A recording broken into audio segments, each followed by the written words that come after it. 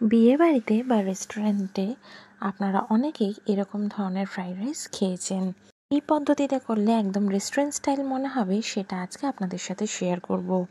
নমস্কার বন্ধুরা, আমি সুস্মিতা, বাংলা ক্যানভাস চ্যানেলে সকলকে স্বাগত জানাই। আজ দেখাবো ফ্রাইড রাইস। তার জন্য এখানে আমি বাসমতি রাইসের চাল নিয়ে নিয়েছি।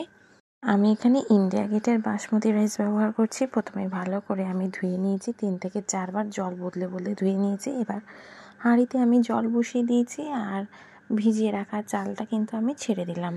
আমি আধ ঘন্টার জন্য চালটাকে ভিজিয়ে রেখেছিলাম, আর তারপরে এরকম জলটা ফুটে আসলে তারপরে চালটা দিয়ে দিয়েছি। আর চালটা যখন সেদ্ধ হবে তখন এর মধ্যে 2টো তেজপাতা, কিছুটা পরিমাণে রিফাইন তেল, সামান্য পরিমাণে নুন দিয়ে ভালো করে ঘেটে এটাকে ঢাকা দিয়ে হতে দেব। এদিকে চালটা হচ্ছে আর এদিকে আমি ফ্রাইং প্যান নিয়ে নিয়েছি, কিছুটা পরিমাণে সাদা তেল দিয়ে দিলাম। তেলটা গরম হতে এর মধ্যে আমি কাজু আর কিশমিশটাকে ভেজে নিচ্ছি। এখানে আমি গোটা কাজুই ভেজে নিচ্ছি, আপনারা চাইলে এগুলোকে ভেঙেও ইউজ করতে পারেন। আর কিছুটা পরিমাণে কিশমিশ আমি ভেজে নিচ্ছি। এগুলোকে হালকা ভাজা হয়ে গেলে ফোড়নে দিয়ে দেব 3-4টে দারচিনি, 2টো এলাচ, কিছু লবঙ্গ দিয়ে ভালো করে আমি এটাকে 30 সেকেন্ড মতো নাড়াচাড়া করে নেব।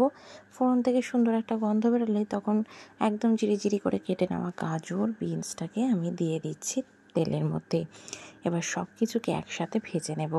গাজর, বিনসটাকে এরকম ছোটো ছোটো টুকরো করে কেটে ভালো করে ধুয়ে পরিষ্কার করে নিয়েছি। এবার আমি এটাকে ভেজে নিচ্ছি। এবার আমি এই সবজিগুলোকে 2 থেকে 3 মিনিট ভালো করে একটুখানি ফ্লেমটাকে হাই করে ভেজে নেব। বেশিক্ষণ ভাজবো না, তাহলে কিন্তু বেশি হার্ড হয়ে যাবে, কড়া ভাজা হয়ে যাবে, ভালো লাগবে না। আর ভাজবার সময় আমি এখানে 3-4টে কাঁচা লঙ্কা ফাটিয়ে এভাবে দিয়ে দিচ্ছি, জাস্ট টেস্টটাকে ব্যালেন্স করার জন্য। আর দিয়ে দেবো এর মধ্যে ক্যাপসিকামগুলোকেও আমি ছোটো ছোটো টুকরো করে কেটে নিয়েছি। বেশিক্ষণ ধরে সবজিগুলোকে ভাজার কোনো প্রয়োজন নেই। বেশিক্ষণ ভাজলে এই সবজির ক্রাঞ্চিনেসটা একদমই চলে যায়।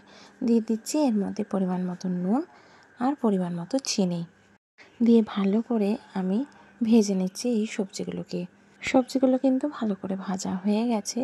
এবার আমি এর মধ্যে সেদ্ধ করে নেওয়া ভাতটাকে দিয়ে দিলাম এর মধ্যে পরিমাণ মতো চিনি, কিছুটা পরিমাণে ঘি দিয়ে দিলাম। এবার ভালো করে সমস্তটাকে মিক্স করে নেব। এর মধ্যে আপনারা গুঁড়ো চিনি ব্যবহারও করতে পারেন, তাহলে ভালো করে মিক্স করা যাবে।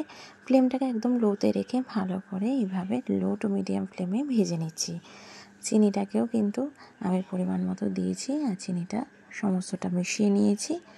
এবার গ্যাসের ফ্লেমটাকে হাইতে করে ভালো করে মিশিয়ে নিলেই আমাদের এরকম ঝরঝরে রেস্টুরেন্ট স্টাইল ফ্রাইড রাইস কিন্তু একদম রেডি হয়ে যায়। একটা জিনিস মাথায় রাখতে হবে, সবজির সাথে ভাতটা মেশানোর সময় আমাদের কিন্তু খুব জোরে প্রেস করে ভাজলে চলবে না, একটু হালকা হাতে ভাজতে হবে, নাহলে কিন্তু চালটা ভেঙে যেতে পারে। একদম রেডি হয়ে গেল ঝরঝরে ফ্রাইড রাইস, আর টেক্সচারটাও একদম পারফেক্ট আছে। আশা করি আমার ভিডিওটা ভালো লেগেছে। ভালো লেগে থাকলে অবশ্যই কিন্তু লাইক, শেয়ার অ্যান্ড সাবস্ক্রাইব করতে একদমই ভুলবেন না। আর সেদিন হয়েছিল মাংস দিয়ে কিন্তু এই ফ্রাইড রাইসটা দারুণ লাগছিল খেতে। এটা বাড়িতে কোনো দিন ট্রাই করবেন আর কমেন্টসে জানাতে একদম ভুলবেন না কেমন হয়েছে। পাশে থাকা বেল আইকনটা অবশ্যই প্রেস করে নেবেন নতুন ভিডিওর আপডেটসের জন্য। দেখতেই পাচ্ছেন কি সুন্দর লাগছে দেখতে, আর ঝুরঝুরে ফ্রাইড রাইস রেডি হয়েছে। ফ্রাইড রাইস আর এরকম পাশে যদি থাকে চিকেন কষা বা আলুর দম, তাহলে কেউ রেজিস্ট করতে পারে না। বাড়িতে একবার হলেও ট্রাই করে দেখবেন এরকম ফ্রাইড রাইস। আপনারা চাইলে এই ফ্রাইড রাইসের মধ্যে ইয়েলো বা রেড ক্যাপসিকামও ইউজ করতে পারেন, তাতে কিন্তু দেখতে জিনিসটা খুব ভালো লাগবে। আর আমি এটাকে মাংসর সাথে সার্ভ করেছিলাম। রেসিপিটা ভালো লেগে থাকলে অবশ্যই লাইক করবেন, চ্যানেলে নতুন হলে সাবস্ক্রাইব করবেন। ভালো থাকবেন, টাটা।